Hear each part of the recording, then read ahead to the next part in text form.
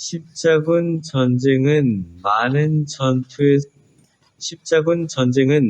전투에서 일어난 기독교 세력과 이슬람 세력 간의 전쟁이었습니다. 이 종교 전쟁은 11세기와 15세기 사이에 일어났습니다.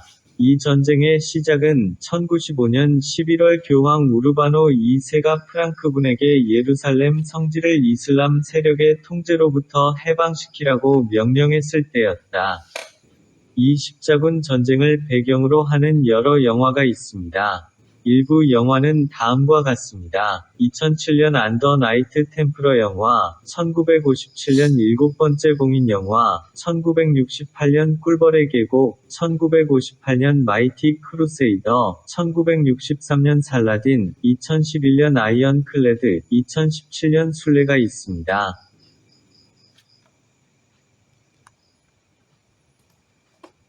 그러나 이 영화들 중에서 십자군 전쟁을 배경으로 하는 촬영, 스토리, 역할 모두에서 최고인 영화가 하나 있는데, 바로 리들리 스콧 감독이 주연을 맡은 2005년 영화 킹덤 오브 헤븐이다. 발리안 역을 맡은 올랜도 블룸. 이 영화는 3시간 길이지만 여기서는 몇 분 안에 다 다룰 것입니다. 영화 킹덤 오브 헤븐은 십자군 전쟁을 배경으로, 특히 케락 전쟁 또는 케락 포이전, 하틴 전투, 예루살렘 전투를 배경으로 합니다. 십자군 전쟁의 원래 역사는 1183년에 살라딘이 샤티용의 레이날드 소유의 요새를 공격했을 때였습니다. 그러나 이 영화에서 십자군 전쟁은 1187년 살라딘이 예루살렘을 장악할 때 살라딘이 예루살렘의 왕기, 킹가이를 물리치고 예루살렘 공성전을 패배시킨 1187년 위대 하틴 전쟁과 가깝습니다. 어떻게 이 일이 일어났어요? 네, 이름이 상업영화라 픽션적인 요소가 있습니다. 이것은 다큐멘터리가 아닙니다. 장면의 시작 부분에서 이 영화는 1184년 프랑스의 한 마을에서 시작된다고 설명합니다. 줄거리가 진행되면 그 이후의 모든 장면이 1184년 이후에 발생한다는 의미입니다. 영화 초반에는 아내와 아이의 죽음으로 절망에 빠진 대장장이 발리안이 등장한다.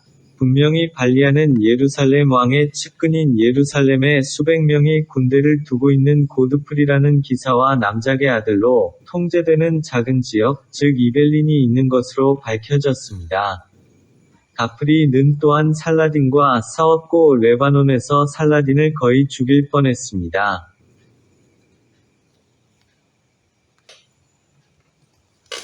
그와 가프리, 그리고 가프리 위 몇몇 친구들이 마을에서 살인을 저질렀다는 이유로 발리안을 체포하려는 소규모 군대의 공격을 받는 동안 음모가 계속됩니다.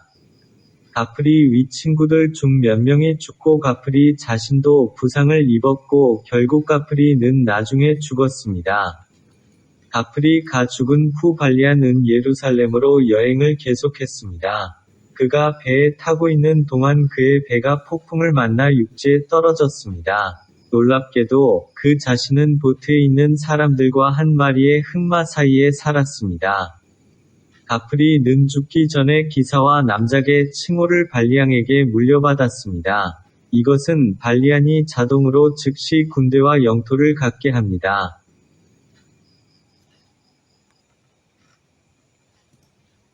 발리안이 예루살렘에 도착했을 때 그가 아버지 가프리에게서 얻은 반지와 칼은 가프리 위 군대에 의해 인정되었습니다. 고드프리의 군대는 발리안에게 접근했고 즉시 발리안 사령부를 따르기 위해 고개를 숙였다. 발리안은 예루살렘에서 지위를 얻은 후 예루살렘 왕인 볼두인 4세에 의해 소환되었습니다. 예루살렘의 이 왕은 16세 때부터 예루살렘을 다스렸고, 예루살렘의 모든 종교인들과 공존하는 정책으로 지혜로운 왕입니다. 그는 또한 그들의 영토에서 부당한 일을 한 기독교 군대를 처벌하는 데 주저하지 않았습니다. 그러나 이 왕은 나병에 걸려 수명이 짧았습니다. 볼두인 4세는 또한 몇 년 동안 살라딘과 휴전하기로 합의했습니다. 영화 킹덤 오브 헤븐은 이 영화에서 기독교 군대와 사라센이라는 이슬람 군대의 선의 요새가 있고 기독교와 이슬람 군대의 악의 요새가 있음을 묘사하면서 약간 균형 잡힌 것 같습니다. 이 영화에서 기독교 세력의 사악한 요새는 항상 전쟁을 일으키고 이슬람 세력에 맞서 싸우도록 도발한다. 나병에 걸린 예루살렘 왕은 발리안이 군사 전략을 읽고 방어하는 능력이 있었기 때문에 발리안을 무척 좋아했습니다. 예루살렘의 왕은 첫 만남부터 발리앙이 그의 누이 시빌라와 결혼할 것으로 예상했는데 왕은 발리앙이 돌아가신 아버지 고드프리처럼 현명하다고 생각했기 때문입니다. 시바일라 가 발리안의 감정을 결속시키는 방법은 그에게 섹스를 하자고 초대하는 것이었습니다. 공교롭게도 시바일라의 남편은 당시 근무 중이 아니라 다른 도시에 있었습니다. 밤새도록 섹스를 한 후 아침에 발리안은 시바일라에 매우 관심이 있는 것 같았습니다. 시바일라의 정치 전략이 효과가 있는 것 같습니다. 영화에서 더 나아가 레이널드 와가이가 무슬림 캐러밴을 공격하고 그를 죽인 방법을 설명하는 장면이 있습니다. 이에 분노한 살라딘과 얼마 후 살라딘은 케락 공성전으로 알려진 원래 역사에서 쉐를 공격했습니다. 그 사건 이후 예루살렘에 있는 기독교군 내부의 분열은 더욱 날카로워졌습니다. 사단은 가이가 이끄는 전쟁 진화파, 티베리아스가 이끄는 평화요파이다. 나병, 신체적 약점을 앓던 예루살렘 왕은 살라딘이 예루살렘에 도착하기 전에 마침내 케락에서 살라딘과 맞서기 위해 군대를 모으기로 결정했다. 이 영화에서 케락에서 나병에 걸린 예루살렘의 왕이 살라딘을 만났을 때 두 사람이 그 지역에서 서로 싸우지 않겠다는 협정이 있었고 케락의 왕, 남작인 레이날드는 볼두인 4세의 감옥.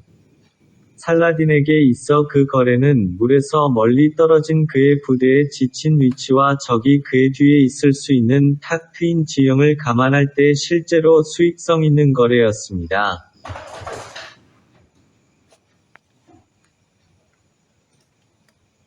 정치 로맨스로 눈을 돌려 발리안을 차기 왕으로 삼겠다는 시빌라의 시나리오는 순탄치 않았다. 나병을 앓던 볼두인 4세 왕은 죽을 위기에 처하자 발리앙에게 여동생 시빌라와 결혼해 줄 것을 청했지만 조금 겸손해져서 이를 하늘로 치솟게 한 발리앙은 거절했다. 그는 시비아가 더 이상 왕실 여왕이 아닐 때 시바일라와 결혼하고 싶어 합니다. 예루살렘 왕이 죽자 왕위는 자동적으로 시빌라의 아들에게 넘어갔다. 그런데 알고 보니 그도 어린아이의 왕이라는 칭호를 받고 나병에 걸렸다는 사실이 밝혀졌습니다. 이 총독의 안색은 마비되어 있었다. 시빌라는 그때 매우 슬퍼했고 아들의 귀에 독극물을 부어 그녀의 아들을 죽였습니다. 총독이 죽은 후 왕실의 시빌라는 남편인 기드 루즈냥에게 왕의 칭호를 수여했습니다. 자, 여기가 바로 1187년, 즉 이 영화가 1184로 쓰여진 장면의 시작으로부터 3년 후에 일어난 위대한 하틴 전쟁이 일어나는 곳입니다. 가이, 레이널드, 템플라즈는 유명한 살라딘을 무찌르고 싶어하지만 전략이 부족합니다. 발리앙은 규모가 크고 물에서 멀리 떨어져 있는 군대는 승리하기 어려울 것이라고 경고했습니다. 그러나 가이와 그의 친구들은 발리안 위임력을 녹음하지 않았습니다. 당신은 누구입니까? 그는 말했다. 이 거대한 십자가를 짊어진 기독교 군대는 십자군 역사상 가장 큰 군대였지만 최소한의 전략으로 이 거대하고 지친 군대는 살라딘에게 쉽게 패배했습니다.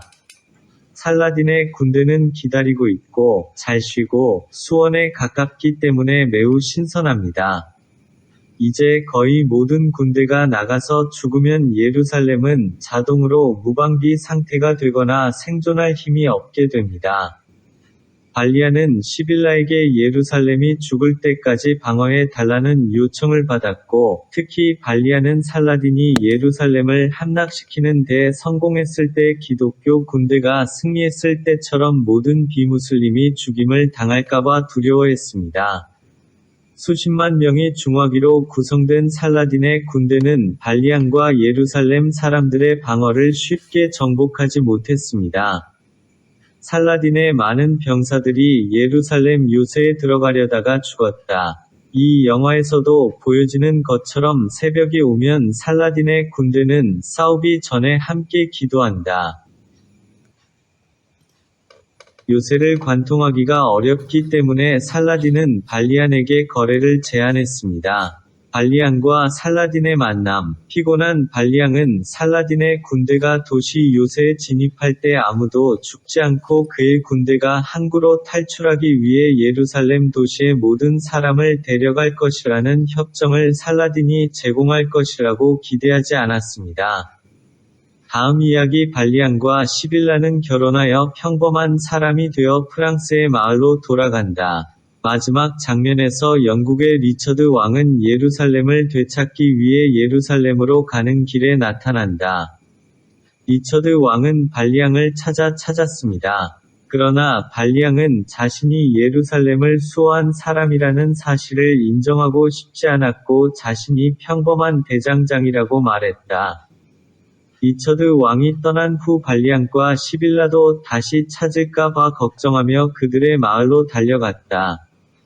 전체 영화를 보는 것을 잊지 마세요. 구독하는 것을 잊지 마세요. 친구 여러분, 나중에 리뷰하고 싶은 영화에 대해 댓글을 달 수도 있습니다.